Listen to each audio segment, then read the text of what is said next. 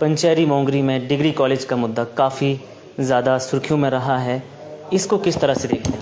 देखिए, जहाँ तक डिग्री कॉलेज पंचेरी मोंगरी का मुद्दा है, मैं ओपनली कह रहा हूँ, मैं इस चीज़ के समर्थन में हूँ। हम उसका समाधान करेंगे। मेरे छोटे भाई बहन हैं, हमसे बेहतर कौन जानेगा उनको। निर्णायक घड़ी है, निर्णायक घड़ी है और यही समय है, सही समय है। 2029 का इंतजार मत कीजिएगा परिवर्तन के लिए, क्योंकि 2029 में दुनिया शायद 50 साल आगे निकल जाए और हम 50 साल पीछे रह जाएं।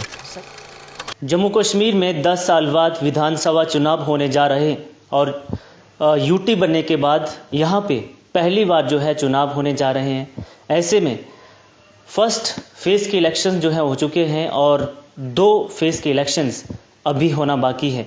वहीं हम उधमपुर की बात करें तो यहाँ पे लास्ट यानी तीसरे फेज़ में चुनाव होने हैं 4 सीटों पर।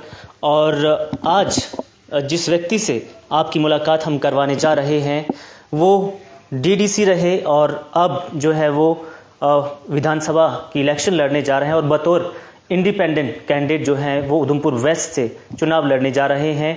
जसवीर जी, इनसे हम जानेंगे कि किस विजन के साथ जो है वो मैदान में उतरे हैं और किस तरह से जो इश्यूज़ हैं इनके क्षेत्र में जो है कुछ शहरी इलाका भी आता है, वहीं कुछ रूरल इलाका भी आता है, पंचेरी मोंगरी को जरसरकोर का इलाका। तो इन्हीं से जानेंगे कि आखिर किस तरह से अपने विजन के साथ मैदान में उतरे हैं। जी जसवीर जी। जी बहुत नमस्कार। सबसे पहले यहाँ तक विज़न का सवाल है तो जो ऑब्जेक्टिव्स सेट किए गए हैं सिस्टम में काम करने के लिए, हमारी कोशिश है कि उसको थोड़ा सा रिवैल्यूएट किया जाए और बदलते दौर के साथ जो है वो नई चीज़ों पे काम किया जाए ताकि जो नए चैलेंजेस हैं उनको फेस किया जा सके। सादे शब्दों में कहूँ तो मैं एक समावेशी विकास का समर्थक हूँ, इंक्लूसिव डेवलपमेंट हो जिसमें सब सारे शामिल हों, जिसमें कोई क्षेत्र के नाम पे, भाषा के नाम पे या किसी भी अदर आधार पे जो है वो भेदभाव ना हो, कोई डिस्क्रिमिनेशन ना हो। दूसरा, अंत्योदय और सर्वोदय का समर्थक हूँ, सबका विकास हूँ और जो खास करके जो समाज में अंतिम व्यक्ति है, रेखा में खड़ा है अंतिम व्यक्ति, जो दूर दराज के कॉर्नर्स हैं, सबसे दूर रह गए जो, या वो लोग जो अभी भी जो गवर्नमेंट वेलफेयर स्कीम से वंचित रह गए उनके बेनिफिट से, तो कोशिश है कि उन तक पहुंचा जाए। ये एक विज़न है। और दूसरा, ईमानदार सोच के साथ काम करना। मुझे लगता है कि ओवर द ईयर्स, पिछले कुछ सालों में हम देखें जैसे जैसे इकोनॉमी ने ग्रो किया है, इन्वेस्टमेंट बढ़ी है, पर बढ़ती इन्वेस्टमेंट के साथ जो है वो कहीं ना कहीं मैंने ये फील किया है कि क्वालिटी में कमी आई है। एक जो ईमानदारी होती है काम में, उसमें कमी आई है। तो ये बहुत बड़े चैलेंजेस हैं। युवा पीढ़ी का सबसे बड़ा चैलेंज है। लाखों युवा बेरोजगारी झेल रहे हैं। सिर्फ जम्मू कश्मीर की ही बात करें तो शायद हिस्ट्री में सबसे ज़्यादा पीक पे जा रही है unemployment day by day. Government sector में हम जॉब्स जो है वो वैकेंसीज फिल नहीं कर पा रहे, रिक्रूटमेंट्स जो है वो कर नहीं पा रहे। प्राइवेट सेक्टर्स में नई जॉब क्रिएट नहीं हो रही। वो एरियाज जो शायद हमारा स्ट्रेंथन पॉइंट हो सकते थे, स्ट्रेंथन फील्ड हो सकते थे, जैसा कि टूरिज्म सेक्टर है, वहाँ पे हम जो है वो उस लेवल का काम नहीं कर पा रहे। हॉर्टिकल्चर जैसे सेक्टर्स हैं जिनमें हम बहुत अच्छा कर सकते थे शायद, लेकिन हम उस लेवल को अभी अटेन नहीं कर पाए हैं। बहुत मेहनत करनी पड़ेगी। तो कुल मिला के जम्मू कश्मीर के लिए 2024 का चुनाव निर्णायक है। इसके इतिहास का सबसे निर्णायक चुनाव है। 100 साल एक राज्य के रूप में स्टेट रहना, किंग जो है वो राजाओं की स्टेट रही। उसके बाद जो है वो इंडियन यूनियन में इसका विलय होने के बाद जो है वो आर्टिकल 370 35A के साथ काम करना, 2019 में स्टेट का बाइफरकेट होना यूटीज में, इसका यूटी बनना, ठीक है ना। और बहुत सारे परिवर्तन हुए जो जम्मू कश्मीर ने पिछले 70 सालों में देखे। आज क्योंकि निर्णायक चुनाव है, 10 साल बाद चुनाव हो रहे हैं, पिछले 5 साल से चुनी हुई सरकार नहीं थी। दूसरा, बहुत सारी चीज़ें ऐसी हैं, पॉलिसीज ऐसी हैं जो जिस पे व्यापक चर्चा नहीं हुई बनने से पहले। तो लोकतंत्र का मतलब ही यही है कि जब भी कोई पॉलिसी बनती हो तो उस पर व्यापक चर्चा होती है। उस पर पॉजिटिव भी आते हैं, नेगेटिव्स भी आते हैं। उसमें सत्ता पक्ष भी अपने अच्छे पॉइंट्स रखता है, अपोजिशन भी अपने पॉइंट्स रखता है। तो एक अच्छी पॉलिसी निकल के सामने आती है, तो वो कहीं ना कहीं उसकी कमी रही है। तो मुझे लगता है अब समय आ गया है कि यहाँ पॉलिसीज में प्रॉब्लम्स हैं, इश्यूज़ हैं, उनको जो है दोबारा रिवैल्यूएट किया जाए, उन पर दोबारा चर्चा हो। और दूसरा, नई पॉलिसीज फ्रेम हो। मैं 4 पॉलिसीज की बात करता हूँ। यूथ पॉलिसी, स्पोर्ट्स पॉलिसी, दोनों को अलग अलग गिनी है। Youth policy, sports policy, recruitment policy, tourism policy, चारों ट्रांसपेरेंट हों, सब जानते हों, ठीक है ना, सबका सब पारदर्शी तौर पे हो, युवाओं को पता हो किस तरीके से उनको मंच मिलेगा, वो क्या करेंगे तो क्या मिलेगा, ये बहुत जरूरी है। ठीक है ना, अगर ये 4 पॉलिसीज जम्मू कश्मीर के लिए फिर से बनती हैं तो विश्वास कीजिए हम एक नए दौर के आगाज में सफल रहेंगे। दूसरा, हमारी शिक्षा व्यवस्था सबसे खराब दौर से गुजर रही है। 2020 में हमने नई शिक्षा नीति लागू की देश में। वर्तमान जम्मू कश्मीर की शिक्षा नीति को देखें और मैं उधमपुर वेस्ट कंस्टिट्यूंसी को देखूं तो हम रिसोर्सेज की शॉर्टेज फेस कर रहे हैं। हमारे पास बड़े अच्छे टीचर्स हैं, हमारे पास बच्चे बड़े अच्छे ह्यूमन रिसोर्सेज हैं, लेकिन उनकी संख्या जो है वो इतनी कम है कि हम इतने लार्ज स्केल पे लार्ज नंबर के जो स्टूडेंट्स हैं उनको प्रॉपरली जो है वो एजुकेट कर नहीं पा रहे। एजुकेशन की जो इनकी एक हमारा रहता है ना कि गवर्नमेंट सेक्टर्स के स्कूल्स का जो हमारा टारगेट रहता है कि एक लेवल प्ले फील्ड देना उनको, ठीक है ना, एक ना इक्वल अपॉर्चुनिटी प्रोवाइड करना उनको, ताकि उनको आगे बढ़ने की इक्वल अपॉर्चुनिटी मिले। तो उसमें बहुत सीरियस चैलेंजेस हैं, एकोमोडेशन को भी लेके और ह्यूमन रिसोर्सेज को भी लेके वहाँ बहुत सीरियस चैलेंजेस हैं। तो मुझे लगता है उसको रीथिंक करने की जरूरत है। मेगा पब्लिक प्रोजेक्ट्स हैं, प्रधानमंत्री ग्राम सड़क योजना की सड़कें हैं, हमें सिर्फ फिर से उनको रिवैल्यूएट करना पड़ेगा। जो नई डीपीआरस बन रही हैं उनमें बहुत ज़रूरी है कि हम जो है वो कम से कम अगले 25-30 साल का विजन लेके चलें कि भाई क्या होने वाला है। बाइडन रोड हो थोड़े बढ़े, फिर जो है वो नई डीपीआरस बने, नए दौर की डीपीआरस हों, क्लाइमेट के हिसाब से डीपीआरस बनाए जाएँ, जो है वो स्टाटा के हिसाब से डीपीआर जो है वो फ्रेम की जाए।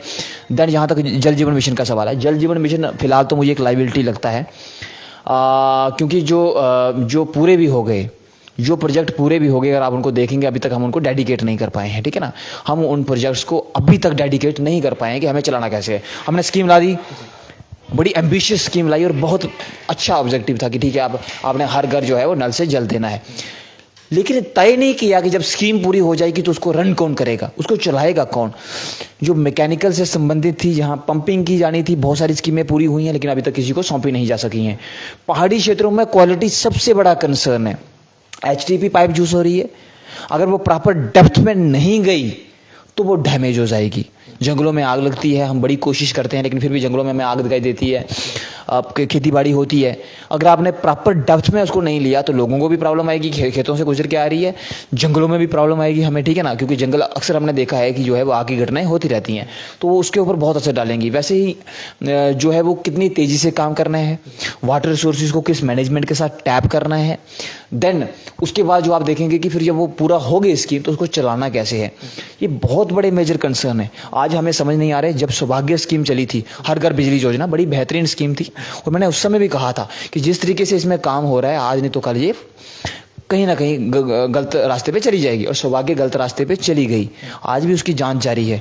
हमारे लोगों ने अपने कंधों पे जो है वो इस उम्मीद में कि एक तो बिजली उनके घर रोशनी पहुंचेगी, दूसरा उनके लिए भी रोजगार का साधन बनाए, तो इस उम्मीद में उन्होंने परंड खलाड़ तक ले गए लोग, गलियों तक ले गए, लड्डा तक ले गए, दूर दराज के इलाकों में ले गए लोग जो थे वो बिजली का सामान, लेकिन आज तक उनको पेमेंट्स नहीं हो पाई।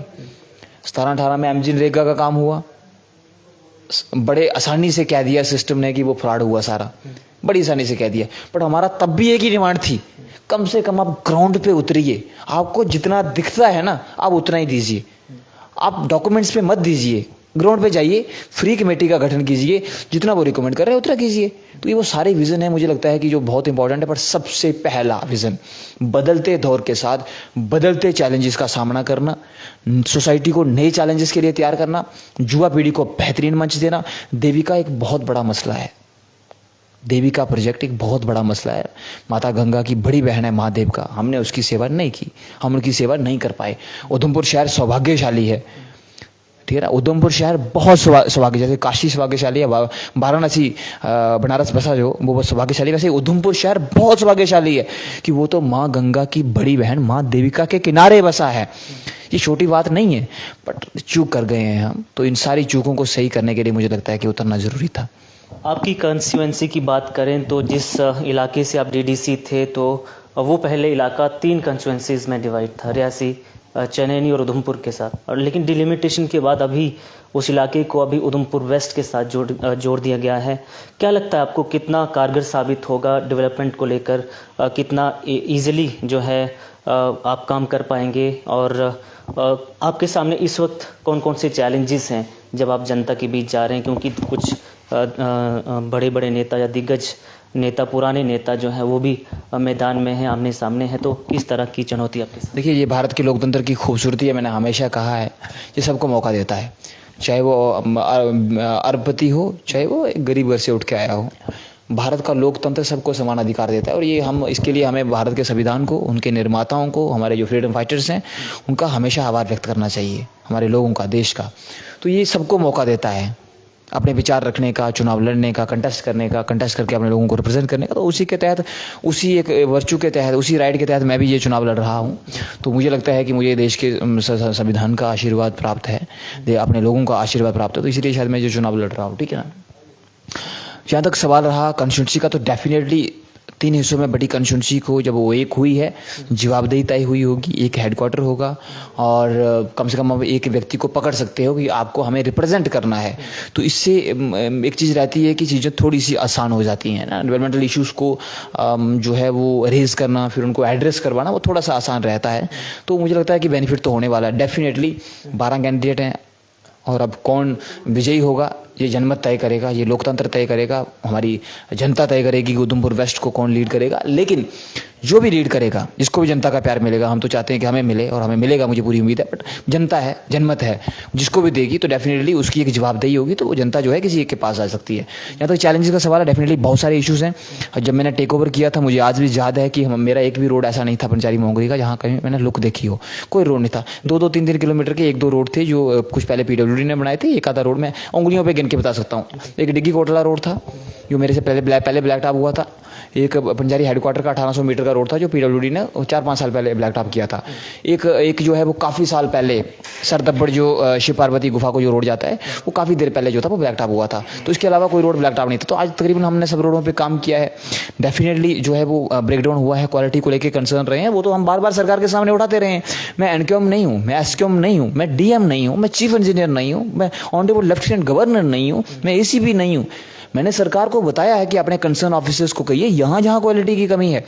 तमाम सबूत दिए थे सरकार को बार बार हमने कि भाई यहाँ क्वालिटी के कंसर्न है, आप काइंडली इस पर कार्रवाई कीजिए। हमारी तरफ से कोई कमी नहीं रही। मैं जब काउंसिल के फ्लोर पे बैठता था तो on the floor of the house मैंने 1000 बार ये कहा है that we need a stronger supervising mechanism to maintain the quality of work, कि वो लॉन्ग टर्म तक सस्टेन करें। मैंने तो बार बार on the floor of the house कहा है। आप डिस्ट्रिक्ट डेवलपमेंट काउंसिल्स की मिनट्स, आप मीटिंग उठा के देख लीजिए, आपको मल्टीपल टाइम्स में ये दिखेगा कि मेरी तरफ से लिखा गया होगा दैट एक स्ट्रॉन्गर सुपरवाइजिंग मैकेनिज्म बहुत रिक्वायर्ड है। अगर हम चाहते हैं हमारा बुनियादी ढांचा अच्छा हो, गुणवत्ता वाला हो, लोगों को उसका फायदा हो, तो एक स्ट्रॉन्गर सुपरवाइजिंग मैकेनिज्म होना चाहिए। दूसरा, जितने भी रिस्पॉन्सिबल लोग हैं, एसक्यूएम एनक्यूएम का तो कोई जिक्र ही नहीं करता। Special quality monitor, national quality monitor, इन लोगों की जिम्मेदारी है क्वालिटी को चेक करना। I am not the engineer. जो इंजीनियर्स हैं मैं उनकी इज्जत करता हूँ, उन लोगों ने ये प्रोजेक्ट्स बनाए हैं, वो अपनी मेहनत कर रहे हैं, बट जो सबको एज अ टीम काम करना पड़ेगा। मैं पॉलिटिशियंस हूँ, मेरा काम यहाँ पे है, जिसका काम उसी को साझे, मेरा काम सुपरवाइज करना है, लेकिन सुपरवाइजर के साथ साथ मेरा काम उनको लिखना भी है कि भाई कहाँ कहाँ चूक हो रही है। तो मैं एक इंजीनियरिंग सेंट्रिक अप्रोच चाहता हूँ instead of contractor centric approach. मैंने हमेशा वकालत की है एक इंजीनियरिंग सेंट्रिक अप्रोच की, कि प्रॉपर काम हो, हमारे इंजीनियर्स को फ्री हैंड दिया जाए, हमारे जो काबिल लोग हैं उनको फ्री हैंड दिया जाए, उनको एक्शन लेने दीजिए ना आप, फिर देखिए कैसे काम ठीक होता है। ठीक है ना। तो मेरे कहने का मतलब ये है कि ये गुणवत्ता एक मेजर कंसर्न है, बट मैंने हमेशा इस इशू को रेज किया है, मैं कभी इस पर चुप नहीं रहा हूँ। JJM एक बहुत बड़ा कंसर्न है, उस पर काम करना, उसकी क्वालिटी को इंश्योर करना, घर घर तक पानी पहुँचाना, बेशक भारत सरकार का प्रोजेक्ट है, लेकिन नीचे सबकी जिम्मेदारी है, काम करना पड़ेगा। तो मुझे लगता है कि ये भी एक मेजर बहुत बड़ा कंसर्न है, क्योंकि मैंने वो आंकड़े देखे हैं, कौन से वाले जो यहाँ से ऊपर भेजे जाते हैं, वो सारे के सारे फाल्टी हैं। उनकी फाइलों में गाँव का मौसम गुलाबी है। किसी महाकवि ने कहा है ना कि उनके फाइलों में गाँव का मौसम गुलाबी और शहर का भी गुलाबी है। मैं तो शहर को भी जोड़ता हूँ कि उनकी फाइलों में गाँव का मौसम और शहर का मौसम गुलाबी है, मगर ये आंकड़े झूठे हैं, ये दावा किताबी है, कुल मिला के किताबी है, और मेरे पास उसके तमाम साक्षी हैं। जब मैं बोलता हूँ तो मैं किसी तथ्य के आधार पे कहता हूँ। मैं कभी भी किसी भी डिबेट के लिए इस मसले पे तैयार हूँ कि क्यों दावा किताबी है, और वो तमाम जो रिपोर्ट्स ऊपर भेजी गई हैं फाल्टी हैं, उनको बहुत रिवैल्यूएट करने की ज़रूरत है। पिछले 5 सालों में एक सबसे बड़ी कमी रही कि सिर्फ ऑर्डर्स फ्लो किए टॉप टू बॉटम, इन्फॉर्मेशन नीचे से इन्फॉर्मेशन फ्लो की, ऊपर से ऑर्डर्स फ्लो किए, एडवाइस फ्लो नहीं कर पाई। दूसरा, जो अरे जूनियर ऑफिसर्स थे उनको ऊपर से बैक नहीं मिल पाया, टॉप लेवल से वहां से सिर्फ ना एक स्ट्रेस वाला माहौल फ्लो किया टुवर्ड्स डाउनवर्ड्स, एक स्ट्रेस वाला माहौल डाउनवर्ड्स फ्लो हुआ, जिससे सारे स्ट्रेस में रहे।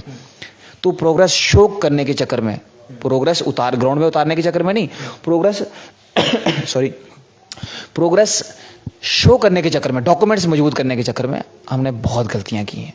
ये तमाम चैलेंजेस हैं जम्मू कश्मीर के युवा चैलेंजेस फेस कर रहे हैं। मैं जिन 4 पॉलिसीज़ की बात करता हूं, उनके माध्यम से हम चाहते हैं जम्मू कश्मीर अपने इतिहास का स्वर्णिम काल देखे। मैं चाहता हूं कि उधमपुर वेस्ट और पूरा का पूरा उधमपुर अगले 5 सालों में अपनी हिस्ट्री की गोल्डन एरा देखे पब्लिक प्रोजेक्ट्स की। लेकिन वो तभी पॉसिबल है जब कोई वर्क लाइक का कुली करेगा, जब वो मुद्दों पे लड़ेगा। इस वक्त हम देखें तो बेरोजगारी सबसे बड़ा मुद्दा है। आप किस तरह का इसके ऊपर कार्य करेंगे और युवाओं को आप क्या संदेश देंगे? देखिए, जिन 4 पॉलिसीज़ की मैं बात करता हूँ, youth policy, sports policy, recruitment policy, tourism policy, अगर आप इसमें हॉर्टिकल्चर को जोड़ दीजिए, विद्युत परियोजना को जोड़ दीजिए, तो मुझे लगता है कि ये इनफ है जम्मू कश्मीर को अकोमोडेट करने के लिए। हम वर्ल्ड क्लास टूरिज्म इंडस्ट्री खड़ी कर सकते हैं। और ये कोई फिलॉसफी नहीं है, सिर्फ दुनिया कहती है कि कुदरत ने हमें बड़े संसाधनों से नवाजा है। सारी दुनिया कहती है जम्मू कश्मीर को संसाधनों से नवाजा है। और आप उधमपुर का ले लीजिए, मैंने कहा ना, माँ देविका जैसी पावन जो है धारा हमारे पास है, जिसकी सेवा करके हमें आशीर्वाद मिल सकता है। हमारे पास पांडु मंदिर हैं, हमारे पास ब्रशनी माता से लेकर अगर आप ऊपर जाएंगे, आप पूरी सेंट्रल बेल्ट को देखेंगे, जब धाती कैम्बलडंगा बेल्ट देखेंगे, मल्टीपल लोकेशन हमारे पास हैं। पंजारी मोंगरी का एरिया देख लीजिए आप, हमारे पास जस्सर कोट देख लीजिए आप, जंगल गली देख लीजिए आप, लड्डा का एरिया देखिए आप, लांदर बेल्ट देखिए सारी लास्ट गलियों तक, तो आप पाएंगे कि मल्टीपल लोकेशंस हैं जिन यहाँ छोटे छोटे टूरिस्ट स्पॉट डेवलप किए जा सकते हैं और जिनके माध्यम से हम अपनी कंस्टिट्यूंसी को मजबूत कर सकते हैं और अपनी कंस्टिट्यूंसी को मजबूत करते हुए हम जम्मू कश्मीर के लिए एक मजबूत आधार तैयार कर सकते हैं। जी, जिस क्षेत्र से आप बिलोंग करते हैं, अभी तो फिलहाल उधमपुर वेस्ट से आप लड़ रहे हैं, लेकिन जब आप डीडीसी थे, आपने इसमें कोई दो राय नहीं है, कुछ ऐसे एरियाज़ थे जहां पहली बार ब्लैक टॉप हुआ है, हमने भी देखा है, लेकिन वहां पे जिस तरह से क्वालिटी के साथ जो है वो कंप्रोमाइज़ हुआ है, हमने देखा है, उसको किस तरह से आप डील करेंगे? देखिए, मैं तो कहता हूँ अगर कल सरकार को लगता है तो आप मेरे पे भी केस डालिए, मुझे कोई एतराज़ नहीं है। अगर गवर्नमेंट को लगता है कि कहीं मेरी इन्वॉल्वमेंट है, कहीं मेरी कमी है, मैं बीइंग अ रिप्रेजेंटेटिव कहीं मैंने इस इशू को नहीं उठाया है, मैं दावा करके कह सकता हूं कि मैंने 1000 बार स्ट्रांग सुपरवाइजिंग मैकेनिज्म की बात की थी। मैंने 1000 बार कहा है कि क्वालिटी में फॉल्ट है। फिर भी कल अगर कहीं ऐसा लगता है कि कहीं मैं गलत हूं तो मैं इंक्वायरी फेस करने के लिए तैयार हूं, मैं लीगल एक्शन फेस करने के लिए तैयार हूं अगर लगता है कहीं मेरी गलती है। मैंने तो बार बार कहा है, पर जैसा कि मैंने कहा, जिनके पास पावर्स थी ये उनको करना था, मेरा काम रिप्रेजेंट करना था, आवाज़ उठाना था, हर मंच पे पहुंचाना था, मैंने उसको किया है। ठीक है ना। एक चीज़, दूसरी चीज़, एक कोशिश ये भी थी कि लोगों को रिलीफ देना है। ठीक है ना। तो बहुत सारे प्रोजेक्ट्स अभी अदर में लटके हैं, हम उन पर भी लगातार काम कर रहे हैं। और रही एडमिनिस्ट्रेटिव बैकअप की बात, तो मेरे पास वो तमाम सबूत हैं वो जो ये कहते हैं कि कंसर्निंग कॉन्ट्रैक्टर्स ने बार बार एडमिशन के साथ झूठ बोला। रिटन डॉक्यूमेंट देने के बाद, साइन करने के बाद भी उन्होंने काम पूरे नहीं किए। दिसंबर तक का टाइम दिया था एनएच कंस्ट्रक्शन ने कैंथगली मोंगरी रोड पूरा करने के लिए। उस टाइम के कमिश्नर सेक्रेटरी, उस टाइम के जो सेक्रेटरी थे हमारे शैलेंद्र जी, जो अब एग्रीकल्चर में चले गए बाद में, उनको टाइम दिया था बाकायदा लिख के कि मैं पूरा करके दूंगा ये प्रोजेक्ट। आज मुझे लगता है कि हम सितंबर में हैं, अगले साल के 2024 के, मैं 2023 की बात कर रहा हूँ, जो लास्ट डेडलाइन थी। तो सारी डेडलाइंस खत्म हो चुकी हैं, सब डेडलाइंस खत्म हो चुकी हैं। जितनी भारत सरकार की डेडलाइंस थी जम्मू कश्मीर को, सब खत्म हो चुकी हैं, प्रोजेक्ट्स अभी भी अधूरे हैं। तो आप देख सकते हैं कि करप्शन किस पीक पे है। ठीक है ना। तो करप्शन किस पीक पे है, और इसी करप्शन को चेक करने के लिए मेरे हिसाब से तो करप्शन दीमक भी है और मगरमच्छ भी है। ठीक है ना। तो इनको जो है वो चेक करने के लिए, देखो भ्रष्टाचार बहुत खराब चीज़ है जनाब, ये भीतर भीतर से खोखला कर देगी सिस्टम को। ठीक है ना। ये युवाओं को मंच नहीं देगी, ये आम लोगों को कोई सहानुभूति नहीं देने वाली, ये आम लोगों की मदद नहीं करने वाली, ये विकास के लिए काम नहीं करने वाला। ये एक ऐसा नेगेटिव इम्पैक्ट डालता है जो स्लोली सारे सिस्टम को खोखला करता है। तो ये बहुत ज़रूरी है कि भ्रष्टाचार को चेक किया जाए, पहले उसको मिनिमाइज किया जाए और पब्लिक प्रोजेक्ट्स के लिए काम किया जाए।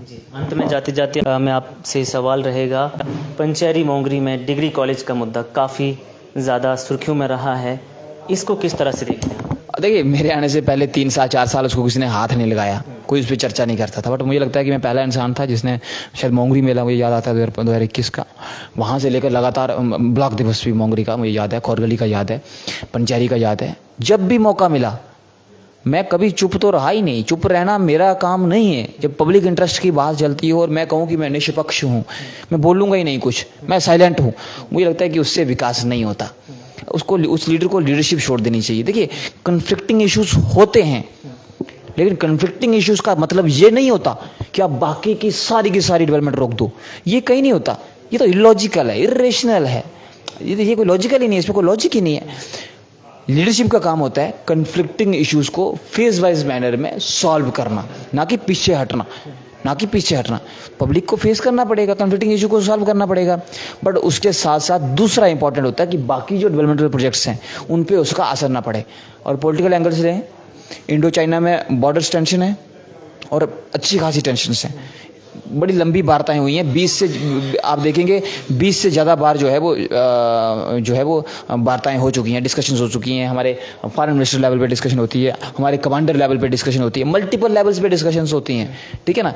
लेकिन आज तक हम सीमा विवाद तो नहीं सुलझा पाए ना चीन के साथ। बट क्या कभी हमने ऐसा कहा कि हम चीन के प्रोडक्ट्स को इम्पोर्ट नहीं करेंगे? हम कर रहे हैं। या यहाँ से एक्सपोर्ट नहीं करेंगे? हम कर रहे हैं। कहाँ नहीं कर रहे? इंपोर्ट भी हो रहा है, एक्सपोर्ट भी हो रहा है, आन जान भी हो रहा है।